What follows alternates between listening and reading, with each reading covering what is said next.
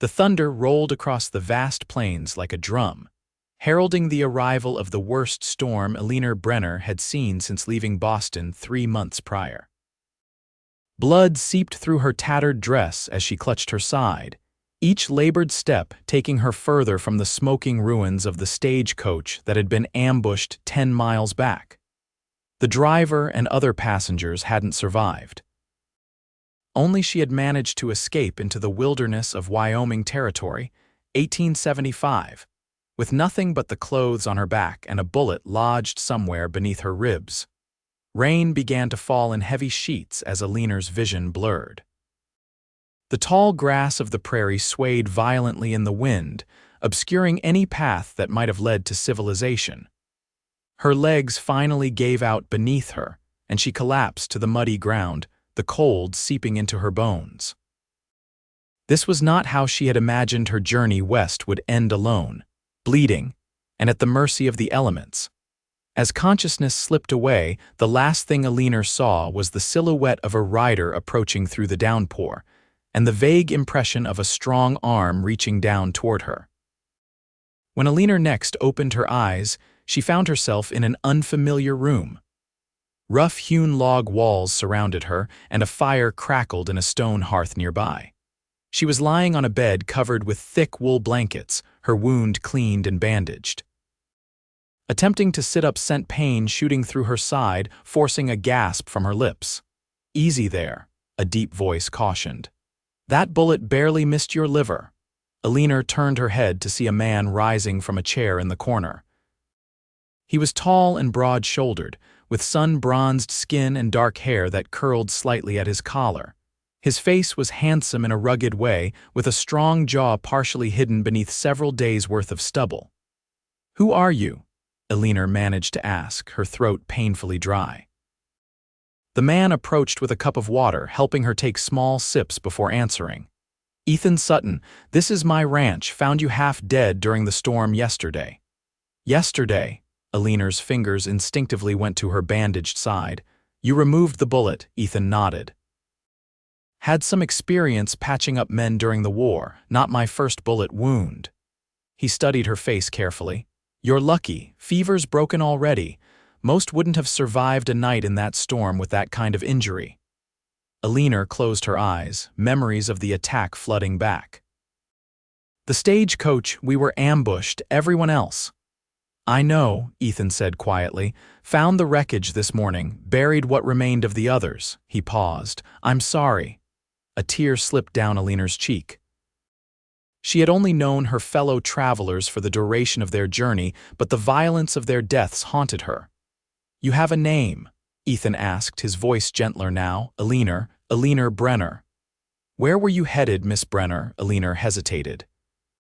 She had spent the last of her savings on the stagecoach ticket, with plans to take a position as a schoolteacher in a settlement near Laramie. "I was traveling to Willow Creek. I'm to be their new teacher." Ethan's expression shifted slightly. "Willow Creek's still a good 40 miles from here." "And you're in no condition to travel for at least a couple of weeks." The news sank into Eleanor's chest like a stone. She had promised to arrive by the start of spring. If she failed to appear, they would surely hire someone else. "I need to send word to them. They're expecting me." "First telegraph office is in Riversbend, 15 miles south," Ethan explained. "I'll ride in tomorrow, send a message for you." Eleanor studied the man who had saved her life. There was something in his eyes, a quiet intensity, perhaps, or a sadness that made her wonder about his story. "Why are you helping me, Mr. Sutton?" she asked, the corner of Ethan's mouth lifted in a half-smile. "Out here, Miss Brenner, we don't leave folks to die in storms, not if we can help it." He stood, moving toward the door. "Rest now, I'll bring you some broth when you wake again." Over the next several days, Eleanor drifted in and out of sleep, gradually growing stronger. Ethan proved to be a surprisingly attentive caretaker, changing her bandages with careful hands and ensuring she ate enough to regain her strength. He spoke little about himself, despite Eleanor's occasional attempts at conversation, though she gathered he had fought for the Union during the war and had been homesteading his ranch for nearly 8 years. By the end of the first week, Eleanor was able to sit up without pain and even managed to walk short distances around the cabin. It was a simple but well-built structure, one main room with a stone fireplace, a small kitchen area, and the bedroom where she recovered. Ethan, she realized, had been sleeping on a bedroll near the hearth. "You needn't give up your bed for me," Eleanor told him one evening as she sat in a chair by the fire, a quilt wrapped around her shoulders. Ethan glanced up from where he was cleaning his rifle at the table. "My mother would turn in her grave if I took a bed while a lady slept on the floor." "Your mother raised a gentleman," Eleanor observed. Something flickered across Ethan's face. Pain, perhaps. "She tried," he said simply. On the 10th day of her stay, Eleanor ventured outside for the first time. The April air was crisp but warming, carrying the promise of spring. Ethan's ranch stretched out before her, a modest operation with a small herd of cattle grazing in the distance, a barn, a corral with several horses, and endless open country beyond. Mountains rose blue and distant on the horizon. "It's beautiful," Eleanor said as Ethan joined her on the porch. "It's quiet," he replied. "Most folks would call it lonely." Eleanor turned to study his profile. "And is it lonely?" He met her gaze, something unreadable in his eyes. "Been so long I hardly notice anymore." That evening, as they shared a meal of venison stew, Eleanor gathered the courage to ask the question that had been forming in her mind. "The telegraph you sent to Willow Creek, did you receive a reply?" Ethan set down his spoon. "I did. They've found another teacher." Woman from Denver arrived a week early. Though Eleanor had suspected as much, the confirmation still felt like a blow. Her carefully laid plans, her last hope for a new beginning, gone. "I see," she said quietly, fighting back tears. "There'll be other teaching positions," Ethan offered after a moment. "Perhaps," Eleanor agreed, though her situation was now desperately uncertain. "I suppose once I'm well enough, I'll need to find my way to a larger town, look for work." Ethan studied her across the table. "No family to return to," Eleanor shook her head. "My parents died 2 years ago. The fever took them both within days of each other." She didn't mention how their deaths had left her nearly destitute, forcing her to sell their modest Boston home to pay debts, or how her fiancé had promptly broken their engagement upon learning of her changed circumstances. "I'm sorry," Ethan said, his voice genuine. "So am I," Eleanor replied. "But I've come to believe that sometimes the hardest paths lead to places we wouldn't have found otherwise." The firelight played across Ethan's features as he considered her words. "Riverspend could use a teacher," he said finally. "It's a growing town. Might be worth asking around when you're well enough to travel there." Eleanor nodded, grateful for the suggestion. "Thank you for everything." That night, Eleanor lay awake longer than usual, contemplating her uncertain future. Through the small window, she could see stars scattered like diamond dust across the Wyoming sky. Despite her worries, there was something peaceful about this place, about the man whose quiet strength had saved her life. As her recovery progressed, Eleanor began to take on small tasks around the cabin, initially just to alleviate her boredom but soon out of a desire to repay Ethan's kindness. She darned his socks, mended shirts worn thin at the elbows, and eventually took over preparing meals. If Ethan was surprised by her insistence on making herself useful, he didn't show it, simply accepting her help with a nod of thanks. It was during her 3rd week at the ranch that Eleanor first heard Ethan laugh. She had been attempting to chase down a chicken that had escaped its pen. Her skirts hiked up scandalously high as she stumbled after the surprisingly quick bird. When she finally cornered the hen, it flapped up in alarm, sending Eleanor tumbling backward onto the ground. From the corral, Ethan's deep laughter rang out. "City girl versus chicken," he called, walking over to effortlessly scoop up the errant bird. "Chicken's winning." Eleanor blew a strand of hair from her face, unable to suppress her own smile.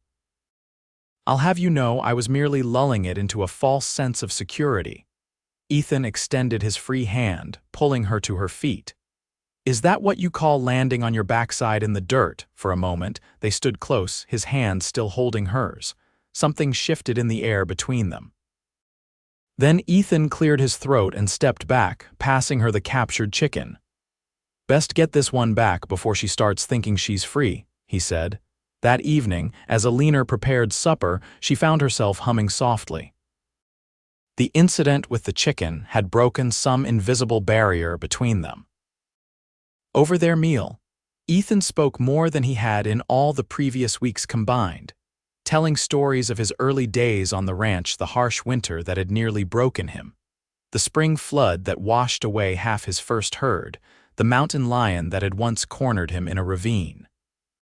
"How did you escape?" Eleanor asked, enthralled despite herself. A shadow of memory crossed Ethan's face. "Shot it with my last bullet, was lucky, wouldn't want to face another." "Yet you stayed," Eleanor observed, "despite everything." Ethan glanced around the cabin, his expression thoughtful. "Land gets in your blood, becomes a part of you." His eyes met hers. "Or maybe it's just stubborn pride. My brother said I'd never make it out here on my own." "You have a brother," Ethan corrected. "Thomas died at Gettysburg." Eleanor's heart ached for him. "I'm sorry, were you close?" "As boys, grew apart as men." Ethan stared into the fire. "He followed our father into banking, expected me to do the same." "But you wanted something different," Eleanor said softly. Ethan nodded. "Always felt trapped in Philadelphia, needed sky space." He looked at her curiously. "What brought you west?" "Teaching positions exist in the East." Eleanor considered how much to reveal. "After my parents died, Boston held too many memories and too many people who pitied me." She traced the rim of her cup with one finger. "I wanted to go somewhere no one knew me or my circumstances. Somewhere I could simply be judged for who I am, not for what I've lost." "And who are you, Eleanor Brenner?" Ethan asked, his voice low. The question caught her off guard. "I'm still figuring that out," she admitted. 1 month after her arrival at the Sutton Ranch, Eleanor stood in front of the small mirror in Ethan's bedroom, assessing her reflection. The woman who gazed back at her looked different from the one who had boarded a stagecoach in Cheyenne all those weeks ago. Her skin had taken on a golden hue from time spent outdoors, and her chestnut hair, which she now wore in a simple braid down her back, had lightened from the sun. Most significantly, her eyes had lost the haunted look they had carried since her parents' deaths. Her side still ached occasionally, but the wound had healed well, leaving only a puckered scar to remind her of how close she had come to death. She was, by any reasonable measure, recovered enough to travel. Gathering her courage, Eleanor made her way to the barn where Ethan was repairing tack. He looked up at her approach, his eyes warming in a way that had become familiar. "I need to speak with you," Eleanor said, her heart pounding strangely. Ethan set down his tools, giving her his full attention. "Something wrong?" "No, nothing's wrong." Eleanor took a deep breath. "I'm well now. My wound has healed and I've regained my strength. It's time I moved on to Riversbend, tried to find work there as you suggested." Ethan's expression stilled, becoming unreadable. "You're sure you're ready?" "Yes," Eleanor said, though the word felt hollow in her mouth. "I've imposed on your hospitality long enough." "Imposed?" Ethan's brow furrowed. "You've been no imposition." "Nevertheless, I can't stay here indefinitely." Eleanor forced herself to continue despite the tightness in her chest. "If you could spare a horse to get me to town, I'll send it back with the stagecoach driver." Ethan was silent for a long moment, his gaze steady on her face. "You don't have to leave," he finally said. "Not yet," Eleanor's breath caught. "I don't understand." Ethan stood, crossing the distance between them. "Stay," he said, his voice rough with emotion. "Stay till you feel whole again." "I am whole," Eleanor protested weakly. "My injuries have healed, not those injuries." Ethan's hand moved toward her, hovering near her face but not quite touching. "The ones that brought you west in the first place, the ones that made you run from Boston." Eleanor stared at him, stunned by his perceptiveness. "How did you—" "I recognize the look," he said simply. "Saw it in my own mirror for years." Tears welled in Eleanor's eyes. She had become adept at hiding her pain, at presenting a face of calm determination to the world. But somehow, this solitary rancher had seen through her carefully constructed facade. I have nothing, Ethan, she whispered. No money, no position, no prospects. I can't stay here as your charity case. Is that what you think you are to me? Ethan asked, his voice dropping lower. Eleanor's heart raced. What else would I be? Instead of answering with words, Ethan finally closed the distance between them. His calloused hand cradled her cheek with unexpected gentleness, and then he was kissing her, a kiss that spoke of weeks of restrained longing. Eleanor found herself responding without conscious thought, her hands reaching up to grip his shoulders as warmth flooded through her. When they finally broke apart, both breathing heavily, Ethan rested his forehead against hers. You could be my partner, he said quietly, if you wanted. Eleanor pulled back slightly, needing to see his eyes. Ethan, we barely know each other. I know enough, he said firmly. I know you're brave and determined. I know you work hard and don't complain. I know you sing when you think no one's listening, and you have nightmares about the stagecoach attack that you try to hide. His thumb traced her cheekbone. I know I haven't felt this way about anyone ever. The declaration hung between them, honest and unadorned. Eleanor's mind raced, caught between fear and a powerful, unexpected hope. I don't know the first thing about being a rancher's wife, she said at last. A smile tugged at Ethan's mouth. Are you accepting my proposal? Was that a proposal? Eleanor countered, even as her own lips curved upward. It was a terrible one, Ethan admitted. My mother would be ashamed. Then perhaps you should try again, Eleanor suggested, her voice steadier than she felt. Ethan took her hands in his. Eleanor Brenner, I'm asking you to stay. Not as a guest or out of charity, but because I believe we could build something good together, something neither of us expected to find. He paused, his eyes never leaving hers. I'm not a man of many words. I can't promise you an easy life. But I can promise you won't face it alone again. Eleanor felt tears spill over. Yes, she whispered. Yes, I'll stay. The days that followed passed in a kind of dream like haze for Eleanor. Though she and Ethan had agreed to take time to know each other better before formalizing their relationship, a new intimacy had grown between them. Small touches as they passed each other in the cabin, lingering glances across the supper table, conversations that stretched late into the night as they shared parts of themselves previously kept hidden. 2 weeks after Eleanor had decided to stay, Ethan suggested they ride to Riversbend together. Need supplies, he explained, and thought you might like to see the town, meet some folks. Eleanor readily agreed, eager to explore beyond the boundaries of the ranch. The ride took most of the morning, with Ethan pointing out landmarks along the way, the creek that never ran dry, the hill where wild horses sometimes gathered, the spot where he had once stumbled upon an abandoned prospector's cabin. Riversbend proved larger than Eleanor had expected, boasting a main street with a general store, a saloon, a small hotel, the telegraph office, and various other businesses. People nodded respectfully to Ethan as they passed, regarding Eleanor with obvious curiosity. While Ethan attended to business at the general store, Eleanor found herself drawn to a small building with a sign identifying it as the town's library. Inside, she discovered shelves lined with perhaps 200 books, a modest collection, but a treasure in this remote location. You like to read? The observation came from an older woman arranging books at a small desk. Very much, Eleanor admitted. I'm actually a teacher, or was meant to be before circumstances changed my plans. The woman's eyes lit up with interest. A teacher. My goodness, we've been hoping to attract one. I'm Martha Wilson, by the way. My husband's the mayor. Over the next half hour, as Ethan concluded his business, Eleanor found herself deep in conversation with Martha Wilson about the town's need for education. By the time Ethan arrived at the library looking for her, Martha had all but offered her a position teaching the town's children. We've been holding classes in the back of the church, Martha explained to Ethan. But with more families settling nearby, we need someone dedicated to the task. Your Miss Brenner seems perfect. Eleanor glanced at Ethan, uncertain how he would respond to this unexpected development. To her surprise, he smiled. She is perfect for it, he agreed. Though I'd need to bring her to town and back each day, it's too far for her to ride alone. Martha beamed. So you'll consider it, Miss Brenner? Eleanor looked between them, her mind racing. Yes, I would be honored to teach here. As they rode back to the ranch that afternoon, Eleanor's thoughts whirled with possibilities. You wouldn't mind, she asked Ethan. The time it would take to bring me to town each day. It would mean seeing less of you, he admitted, but I know teaching is important to you and 15 miles isn't so far. Eleanor studied his profile against the setting sun. Thank you for understanding.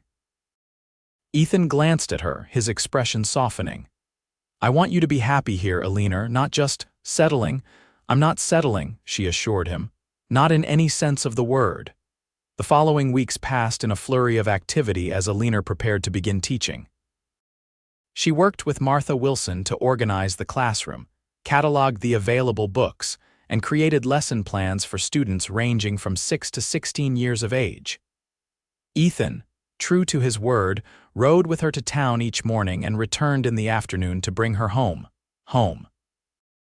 Eleanor found herself thinking of the ranch as home with increasing frequency. Each evening, she and Ethan would share their days over supper, his quiet interest in her teaching experiences warming her heart. Sometimes after their meal, they would sit on the porch, watching the sunset paint the Wyoming sky in spectacular colors, their hands naturally finding each other's in the gathering darkness. It was on such an evening, nearly 3 months after the stagecoach attack, that Ethan finally broached the subject they had been circling. I meant what I said that day in the barn, he began, his voice low, about building something together. Eleanor turned to face him, her pulse quickening. I know you did. I've been thinking, Ethan continued, that maybe we should make it official. From his pocket, he withdrew a small object, a ring, simple but beautiful, with a modest sapphire set in silver. It was my mother's. She'd want you to have it. Eleanor stared at the ring, then at Ethan's face, seeing there a vulnerability he rarely showed. Are you certain? She asked softly. We've known each other such a short time. Some things you just know, he replied. I knew this land was mine the first time I saw it. I know you're the woman I want to share it with. Eleanor felt tears spring to her eyes as the truth of her own feelings washed over her. Despite her initial caution, despite the unconventional beginning of their relationship, she had fallen deeply, irrevocably in love with this quiet, steadfast man. Then yes, she whispered. Yes, Ethan Sutton, I will marry you. They were married 2 weeks later in Riversbend's small church, with Martha Wilson helping Eleanor prepare and the town's residents filling the pews. Eleanor wore a cream-colored dress that Martha and several other women had helped her alter from one found in the general store's stock. Ethan, looking uncharacteristically nervous, waited for her at the altar in a clean black suit that made him appear both handsome and slightly uncomfortable. As Eleanor walked down the aisle alone, she thought of how much her life had changed in just a few months. From the desperate young woman fleeing her past, to a bullet-wounded stranger dependent on a taciturn rancher's care, to a woman who had found not only purpose but love in this wild, beautiful country. When she reached Ethan and placed her hand in his, she felt the rightness of it down to her bones. The ceremony was brief and simple, the words ancient but newly meaningful as Eleanor and Ethan pledged themselves to each other. When the minister pronounced them husband and wife, Ethan's kiss was tender but held the promise of deeper passion to come. The townspeople cheered, genuinely happy for the reserved rancher they had come to respect, and the Eastern woman who had so quickly earned their affection through her dedication to their children. That night, as they returned to their ranch now, truly Eleanor felt both nervous anticipation and absolute certainty. Ethan, sensing her mixture of emotions, was patient and gentle, his calloused hands reverent as they undressed each other in the soft glow of lamplight. "You're beautiful," he whispered, his eyes taking in the sight of her. Eleanor, who had never been naked before a man, felt a moment of shyness before the love in Ethan's gaze banished her insecurity. "As are you," she replied, her fingers tracing the contours of his chest, marveling at the strength there. Their first joining was tender, Ethan careful with her inexperience, Eleanor surprised by the depth of pleasure she found in his arms. Afterward, as they lay entwined, her head resting on his chest, Eleanor felt a sense of completion she had never expected to find. "You were right," she murmured, pressing a kiss to his skin. "About what?" Ethan asked, his fingers playing with her unbound hair. "When you asked me to stay until I felt whole," Eleanor raised herself on one elbow to look into his eyes. "I do feel whole now, more than I ever have." Ethan's hand cupped her cheek. "So do I," he admitted, "never realized how much was missing until you were here." As autumn gave way to winter, Eleanor and Ethan settled into the rhythms of married life.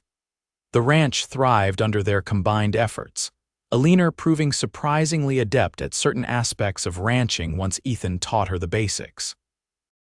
Her classroom in town grew as word spread of the quality of her teaching, with families from outlying homesteads sending their children to board in Riversbend during the week.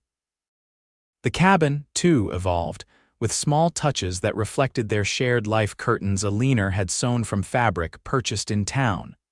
A bookshelf Ethan built to hold the growing collection of books they ordered from back east, a larger table where they sometimes hosted neighbors for supper. Winter in Wyoming proved harsh, with blizzards that kept them homebound for days at a time. Yet Eleanor found she didn't mind being snowed in with Ethan. They spent those days in comfortable domesticity, reading aloud to each other, playing chess on a board Ethan had carved years before, making love in the middle of the afternoon with the snow piling against the windows. It was during one such storm, as they lay together beneath warm quilts, that Eleanor shared her suspicion. "I think," she said carefully, placing Ethan's hand on her still flat stomach, "that we might be welcoming someone new to the ranch come summer." Ethan's eyes widened, then filled with such joy that Eleanor felt her own eyes grow damp. "A baby?" he asked, his voice rough with emotion. Eleanor nodded, her smile matching his. "A baby." Ethan gathered her close, his hands gentle against her. "I never thought I'd have this," he confessed against her hair. "A family of my own, nor did I," Eleanor admitted. "After everything that happened in Boston, I thought I was destined to be alone." Ethan pulled back to look at her. "Seems we were both wrong." Spring came to Wyoming in a riot of wildflowers and new calves, the ranch bustling with activity as Eleanor's belly grew round with their child. Though she continued teaching, riding to town with Ethan each day, they had already begun discussing who might take her place temporarily after the baby arrived. One evening in late May, as they sat on the porch watching the sunset, Ethan's arm around her shoulders and her head resting against him, Eleanor reflected on the journey that had brought her here. "I was thinking about the stagecoach today," she said quietly, "about how terrified I was." Ethan's arm tightened around her. "You never have to be afraid like that again, not while I'm alive." Eleanor smiled, placing her hand over his. "I know, but that's not why I was thinking of it." She turned to look at him. "I was thinking how strange it is that the worst day of my life led me to the best parts of it. If that attack hadn't happened, I would have gone to Willow Creek, never knowing you existed." Ethan considered this, his expression thoughtful. "Maybe some things are meant to be, no matter how they come about." "Do you believe that?" Eleanor asked. "In fate?" "I believe in making the best of what life gives you," Ethan replied, "and recognizing the good when it comes, however unexpected." Eleanor leaned up to kiss him, feeling the baby kick between them. "Well, I'm grateful for whatever force brought me to your door that night, bleeding and half dead." Ethan's laugh rumbled through his chest. "That's a uniquely morbid way of looking at it, Mrs. Sutton." Eleanor grinned, still delighted by her new name. "Perhaps, but it's true nonetheless." As the sun sank below the horizon, painting the vast Wyoming sky in shades of gold and crimson, Eleanor Sutton felt the wholeness that had once seemed so elusive. Here, in this wild country with this quiet, steadfast man who had saved her life and then captured her heart, She had found not just healing but a home. The journey had been unexpected, begun in violence and desperation, but had led to a love that filled every corner of her being. When their daughter was born that July, a healthy girl with Ethan's dark hair and Eleanor's green eyes, they named her Hope, a testament to what they had found in each other against all odds. And as Ethan placed their newborn in Eleanor's arms, the look they shared held a promise of all the days to come, days they would face together, whole and complete in their love.